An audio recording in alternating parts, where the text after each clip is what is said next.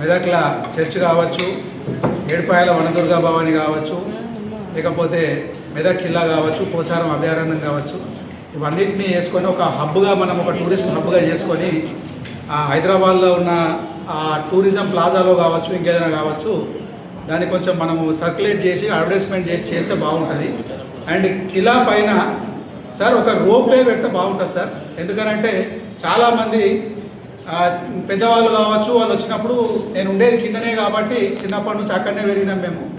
ఎవరన్నా అక్కడికి వచ్చినా కూడా, సందర్శనకు వచ్చినా కూడా పైకి వెళ్ళాలనిపిస్తుంది, కానీ ఆ మెట్లు ఎక్కలేక కొంత ఇబ్బంది పడుతూ ఉంటారు. అది అటు నవాబేట్ సైడ్కి వెళ్ళి కావచ్చు, లేకపోతే ఇటు సైడ్కి వెళ్ళి కావచ్చు, ప్లేసెస్ ఉన్నాయి సార్ దానికి రోప్ వేకి.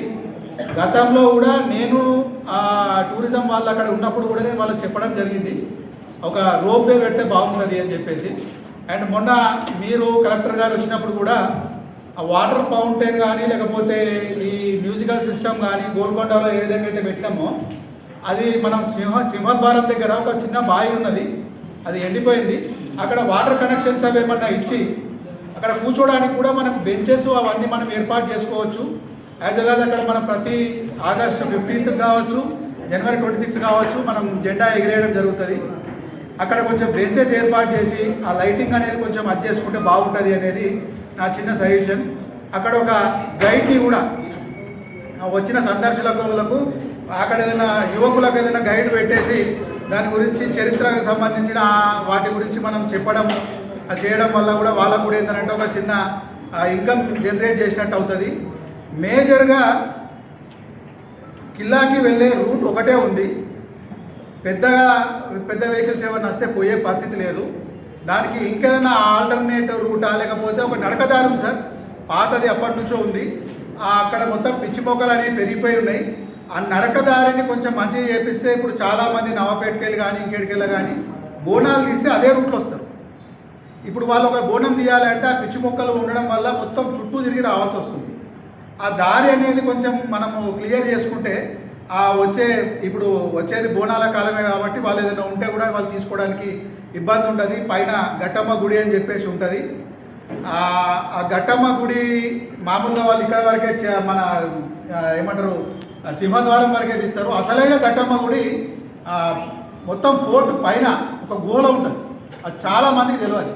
దాని గురించి ఒక చిన్న అది బోర్డ్స్ మనం పెట్టేసి ఒక వాళ్ళకు వచ్చిన సందర్శకులకు ఒక చిన్న ఎంతూజియాజం లెక్క ఒక ఇంట్రెస్ట్ క్రియేట్ చేసి ఈ గుడిలో గోల ఉంటుందట అమ్మవారు చూడండి అని చెప్పి ఒక చిన్నగా మనం అక్కడ పెట్టి అది చేస్తే దానికి కూడా కొంత సందర్శకులు పెరుగుతారు. ఆ గుడిని కూడా మనం కొంత అడ్జస్ట్ వాళ్ళం అవుతాము. ఇంకా ఏమన్నా సూచన సలహాలు ఉంటే గౌరవ కౌన్సిలర్లు ఇవ్వాలి. Thank you very much.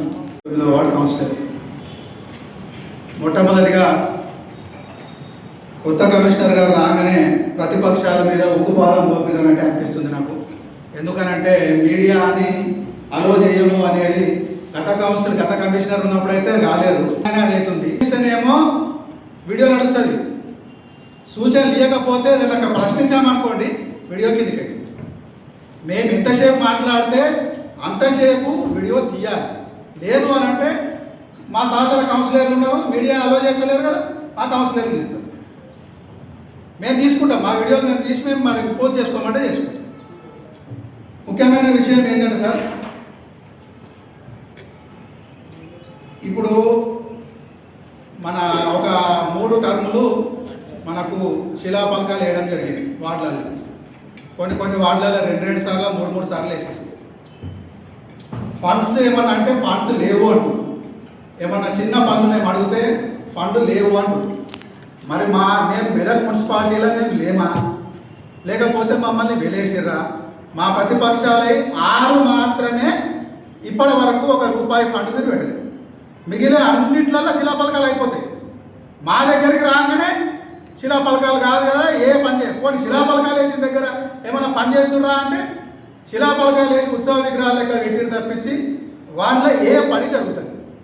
సరే చేస్తారా చేయరా తర్వాత విషయం అని. కాకపోతే పక్క దాంట్లో 2 శిలాఫలకాలు పడ్డప్పుడు మా దాంట్లో 1 శిలాఫలకం పడినప్పుడు మమ్మల్ని ప్రశ్నించేటప్పుడు ప్రశ్నిస్తారు కదా. అట్లా కాదు, మేము చెయ్యము, మేము ఇట్లనే బిహేవ్ చేస్తాము అంటే 100% మా వాడలందరూ తీసుకొస్తాం, ఇక్కడ కూర్చుంటాం, మరి మేము ఫండ్ కడతలేమా, మేము ట్యాక్సులు కడతలేమా, మా నల్ల బిల్లులు మీకు కరెక్టే కావాలి, మా ట్యాక్సులు మీకు కరెక్టే కావాలి అని కావాలి. కానీ మేము మాత్రం మా దాంట్లో మాత్రం పనులు చేయం. ఒక చిన్న పని, ఒక స్పీడ్ బ్రేకర్ వేయాలంటే కాదు, ఒక లైట్ సార్, ఒక లైట్ మార్కెట్ మెదక్ మొత్తానికి ఉన్నది ఒకటే మార్కెట్. ఆ మార్కెట్లో మటన్ మార్కెట్లో లైట్లు లేవు అని చెప్పినాం. గత కమిషనర్ గారు వచ్చారు, చైర్పర్సన్ గారు వచ్చారు, వైస్ చైర్మన్ గారు వచ్చారు. చేపల మార్కెట్లో లైట్లు లేవు అని చెప్పినాం. ఇప్పటి వరకు దగ్గర నేను రాసిచ్చి కూడా దగ్గర 25 రోజులు అవుతుంది, ఒక్క లైట్ పెట్టలేదు. సరే టెండర్ ప్రక్రియ జరిగింది అంటారు. టెండర్ ప్రక్రియ మరి ఎవరు చేసిర్రు, ఎట్లా చేసిర్రు అనేది నాకు తెలియదు. కానీ నిన్న కూడా నేను అడిగితే టెండర్ ఓపెన్ చేసేది ఉంది అని చైర్మన్ గారు మాకు తెలియడం లేదు. కానీ వాస్తవానికి నేనే చెప్పా చైర్మన్ గారికి, 6 రోజుల క్రితం టెండర్ ఓపెన్ అయింది, కరీంనగర్లోకి వచ్చింది. అంటే మున్సిపాల్లో ఏం జరుగుతుంది అనేది గౌరవ చైర్పర్సన్ గారిగా కౌన్సిలర్లుగా కూడా తెలియలేని పరిస్థితిలో ఉంటుంది. ఏదున్నా కూడా ఫ్రీ అండ్ ఫెయిర్గా మీరు సమాచారం ఇస్తే మాకు కూడా కొంత అర్థమవుతుంది. చాలామంది మిషన్ బయట నీళ్ళు వస్తలేవు అని చెప్తున్నారు. సార్ మీరు దాంట్లో అమృత్ స్కీమ్లా మనకి ఇప్పుడు ఉన్నది, ఫండ్ ఉన్నది అని కొంచెం మీరు ఎడ్యుకేట్ చేయండి కదా. ఎక్కడైతే మీకు వాటర్ ప్రాబ్లం ఉందో అమృత్ స్కీమ్లా మీరు యూజ్ చేసుకోండి, మీకు అక్కడ సెంట్రల్ గవర్నమెంట్ స్కీమ్ నుంచి పైసలు వస్తాయని కౌన్సిలర్కి ఎడ్యుకేట్ చేయండి. మనం సూచనలు, చిన్న సూచనలు ఇస్తే వాళ్ళు కూడా ఏంటంటే ఎక్కడైతే లేవో చిన్నవి సార్ట్అవుట్ చేసుకుంటారు. ఇలా ఇంకొకటి సార్, ఇంతకుముందు గౌస్ కురేషి గారు చెప్పినట్టు గౌరవ కౌన్సిలర్లకు టైం ఇస్తలేరు, చేస్తలేరు అనేది దానికి ఒక చిన్న విషయం సార్. ఫస్ట్ ఆఫ్ ఆల్ నేను ఒక 4-5 సార్లు మీకు కాల్ చేసి ఉండొచ్చు. దయచేసి మా కౌన్సిలర్ల నంబర్లు మీ దగ్గర పెట్టుకోండి ఫోన్లో. ఫస్ట్ ఆఫ్ ఆల్ మా ఫోన్లే మీరు లిఫ్ట్ చేయండి, వేరే వాళ్ళ తర్వాత విషయం. కానీ నేనే ఒక 2-3 సార్లు మీకు ఫోన్ చేసినా కూడా ఫోన్ లిఫ్ట్ చేయలేని పరిస్థితి. మేము ఒక 4 కౌన్సిలర్లో వచ్చి ఒక ఇద్దరు తెలిపండి 15-20 నిమిషాలు మేము బయట వెయిట్ చేయాల్సిన పరిస్థితి. కొంత ఏంటంటే మేము ఏదైనా అడిగితే ఏదైనా చెప్తే కూడా మా పర్సనల్ గురించి వస్తలేదు సార్, ప్రజల గురించే వస్తాం, ప్రజల గురించే అడుగుతాం. కొంచెం మీరు అది చేయండి. ఫండ్ విషయంలో కూడా సార్, ఇంతకుముందు కూడా మా గౌరవ సహచర కౌన్సిలర్ గారు లాస్ట్ టైం అడిగారు, స్పెషల్ వాళ్ళ ఉన్న పీరియడ్లో ఏదైతే ఫండ్ వచ్చిందో అది ఎంత ఉన్నది, ఇప్పుడు వచ్చిన ఫండ్ ఎంత ఉన్నది జనరల్ ఫండ్ అనేది అడుగుతుంది. ఇప్పుడు జనరల్ ఫండ్ మినిమం సార్ ఈరోజు జీతాలు లేవు అనే పరిస్థితికి వచ్చింది. లాస్ట్ టైం గౌస్ కౌన్సిలర్ గారు అడిగారు, సార్ పాత కమిషనర్ గారు వెళ్ళేటప్పుడు, సార్ మేము దీన్ని ఆమోదం తెలపాలి అంటే మీరు మాకు వర్కులు అయితే మీరు చెప్తా అంటేనే మేము దీన్ని ఆమోదం తెలుపుతాము.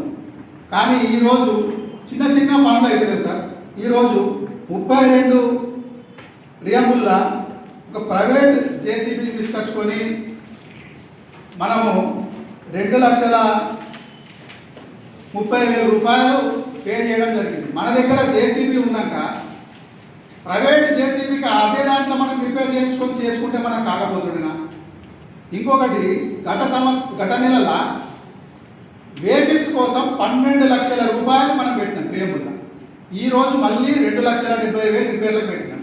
ఒక పంచర్కి ఈ నెల 20,000 రూపాయలు పెడితే గత నెల 40,000 రూపాయలు పెట్టాం సార్. ఈ కౌన్సిలర్ కంటే పంచర్ దుకాణం పెట్టుకుని ఏమేమో అనుకుంటున్నాం మేము.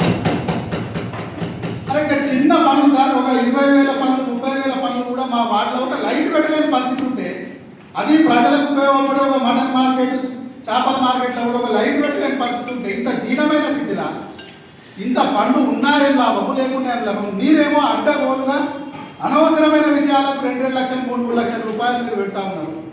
మా వాళ్ళలో చిన్న పని జరగదు, పోనీ ఒక ఏమంటారు శిలాపలకం వేయరు.